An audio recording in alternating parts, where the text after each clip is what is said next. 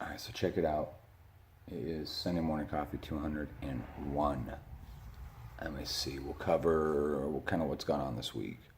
I got a shameless plug coming at you guys. Why? Because I've got something personal to gain out of the deal. And then the other is I got a minor product review that we'll talk about. I'm not going to show you anything. We're just going to wrap. And of course, weather. It's Iowa. So those are kind of my topics of discussion today. The big news in the shop is we're full. The house is full. This owner is going to come over today and we're going to pull this off the chassis. Yes, there's glass in it. Am I worried about it? No. And here's why. The man that built this car, this particular Fury, that firewall and the whole floor is 10 gauge. There's big old heavy angle iron in the inner rockers. I don't think she's gonna flex too much to worry about. If I get some flex, then I'll correct it as we move things around. But all I'm doing is smoothing it out. I'm drilling some holes in some panels for trim, and I need to paint the firewall and the undercarriage so we can drop it back on the chassis and go forward from there.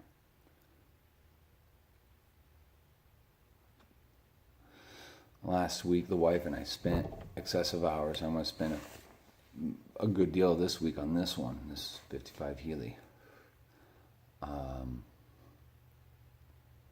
got to get it ready to go. I'm meeting with the guy I'm working for and the owner next Saturday, and I have to have it not roughed out, finished. I have to finish and assembled as far as body work goes. It's going to be all finished down to 180.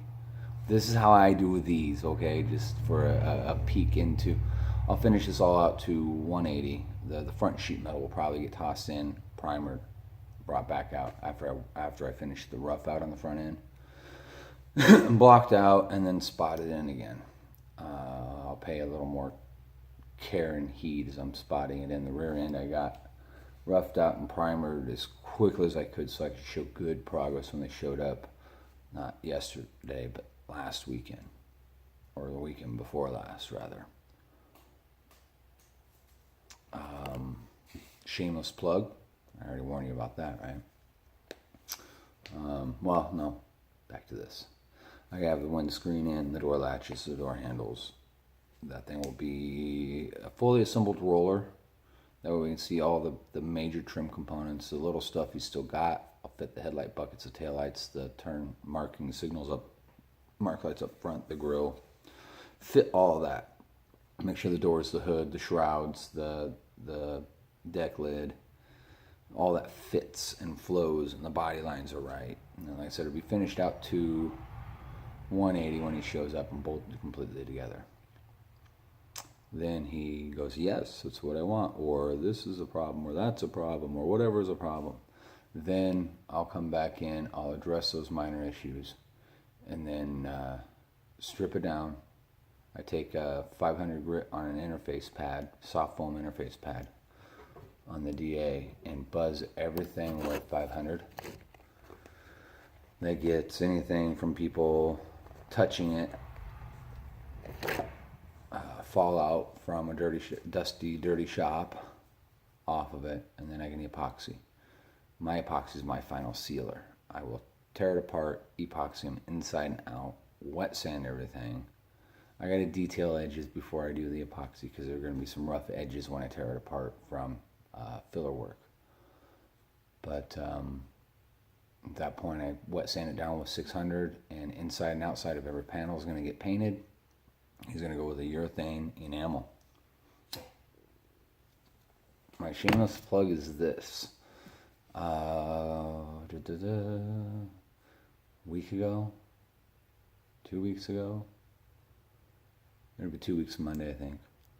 Anyhow, worked out a deal, got a mixing bank, and that leads hand to hand with, I have a page on Facebook that I need to get moving with again. And all these things, including the channel, are coalescing around getting internet here, which has been problematic. We had it set up for an install on Monday, got an email that was canceled because there's no service out here with that company. So I'm back to square one. I got to get internet out here. One, so I can start making shop videos. Two, so I have access to all the formula in the bank that I'm telling you about now. I got a mixing bank out here, got the righteous deal on it, so I just couldn't let it go. I couldn't pass it when I was handed that deal. And I chased that deal. It wasn't somebody came to me and beat on my door. It was I asked all the right people in all the right places.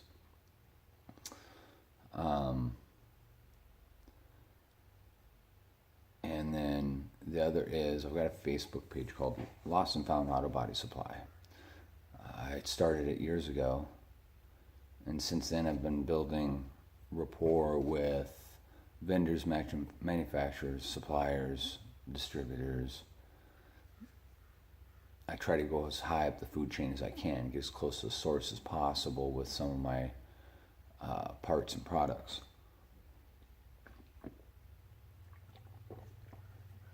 But for guys in YouTube land, that's something. If you need it, let me know. It's already resources I have to utilize for the restorations. I may as well make that available to all you guys. As far as paint goes, let me know.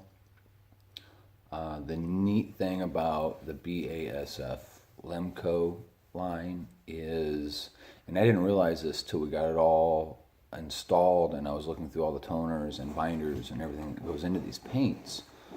I've had really good luck. I've used Lemco since I started painting for this and that.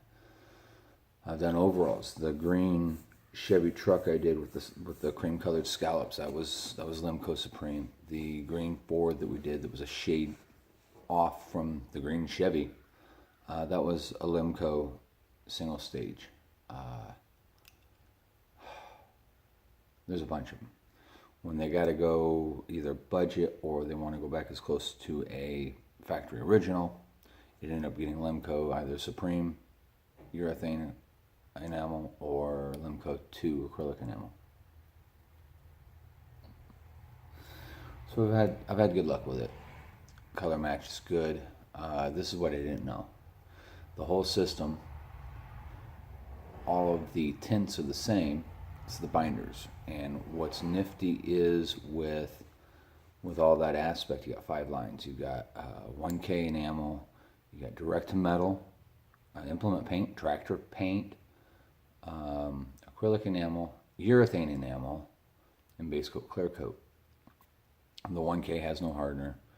The DTM, the tractor paint, has its own hardener. It has to be purchased. And I've got it over here on the pricing sheet somewhere. The acrylic and urethane enamels both use the Lemco hardener. LHF, LHM, LHS are the names on those, and I use those with all kinds of other products I shouldn't have probably, which is the Lemco clear coat hardener as well. So it's a very universal system, and I'm really happy to have it. And it's a cost-effective system. I'm looking at it, and I can do a gallon of red for this guy, and I can mix a gallon of red base coat for this fellow, for the Fury, for and retail it out at like $300. That fills my bank back up and gives me the capability to get an extra toner, extra cork toner, or more tools for the bank. I'm going to try to spend all that money from the paint. I'm going to try to spend all that money on the paint. That's the goal, or very least supplies. It's like it's under $3.50 a raw gallon to pour off for the Fury, and I've got to confirm that once I get internet and I get the database downloaded and all that. I'll know where all my exact pricing is as far as costs and whatnot.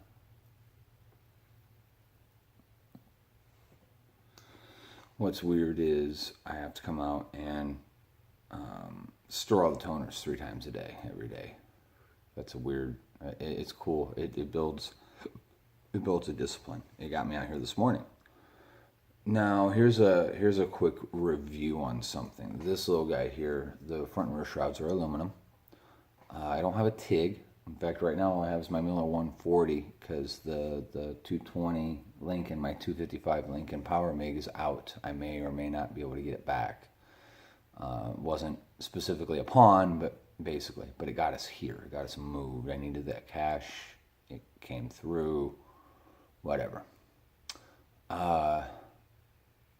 The owner of the Healey has a TIG welder, so he brought it out for me to borrow a couple times. I used it once with the 110. I used it this last time with the 220.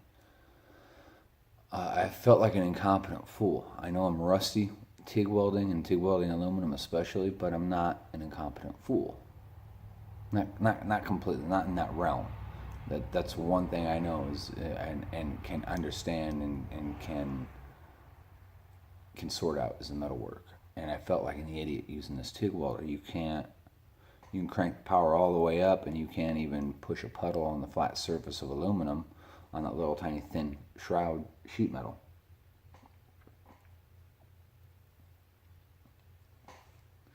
And it wouldn't get glowy red like steel does and push a puddle, the glowy red P across the panel.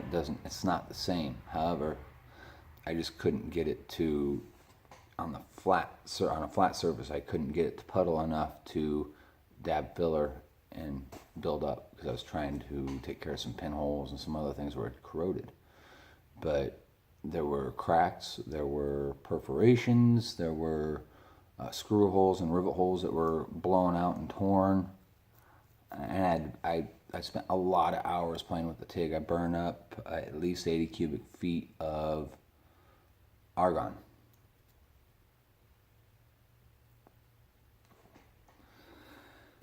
And it was maddening. It is the Eastwood's TIG 200, and off foot control or the trigger on the torch head, I just couldn't get it to function the way I wanted. I'm not satisfied with it. Why? Because it just seemed to have no power. It seemed to lack oomph. Yes, it was set AC. It was set to all the parameters I'm supposed to. And then I went and fucked with the parameters and made them all wrong. And I still couldn't get anything I wanted. I couldn't walk up on the problem. Usually with a welder, you set it at the parameters on the lid, and then you adjust it to taste. You walk up on your issues. And I couldn't even get it to walk up on the issues. The torch is on off, that's it. Whatever you got the welder set at is what you get with the torch. It doesn't ease in. The foot pedal, it's off, low, high. That's all. It doesn't feather, per my experience. So there's my product review for the day. Eastwood TIG, get an ESAB Rebel or whatever the hell it is. Do something else other than an Eastwood as far as your TIG goes, from my concerns. I don't know. I had piss poor luck. That's it. That's a nutshell. I'm going to hammer on a gob of hours today on this Fury, and then we're going to, if the weather holds out, we're going to go have a picnic in the park in Pella, which is a beautiful little park up there in town, or down there in town, I guess, or southeast of us.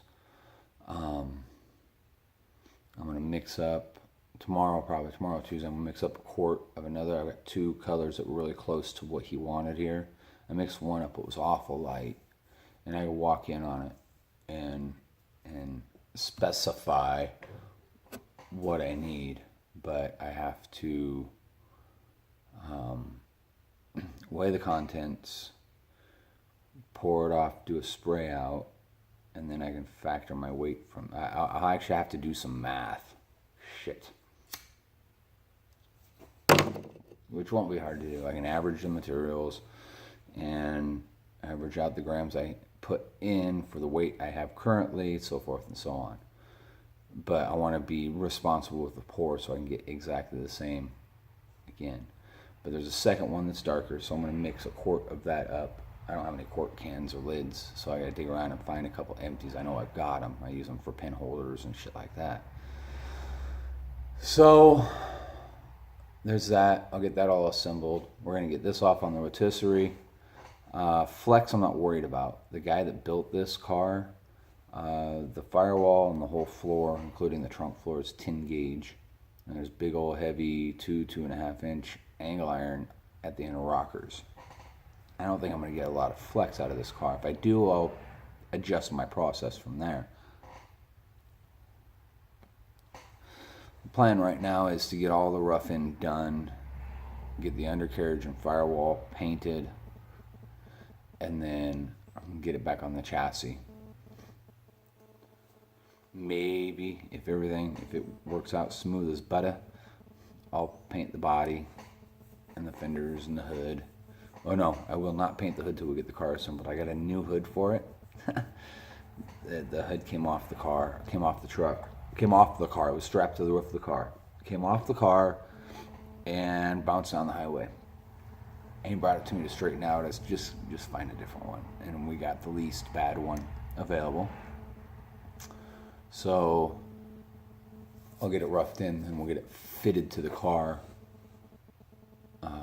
And then I can paint it, I guess. Bad situation. But yeah, that's it. That's where I stand. Look at this. You know, I'm up with the sun. I'm usually down with the sun. I'm almost keeping farmer's hours out here, and I'm really enjoying life again. There's been a lot of ups and downs this year. This last couple months, I think, will be the plot twist that my life deserves, my family's lives deserve, my family deserves, and make everything better. So I'll keep chasing nickels and dimes until I can come upon quarters.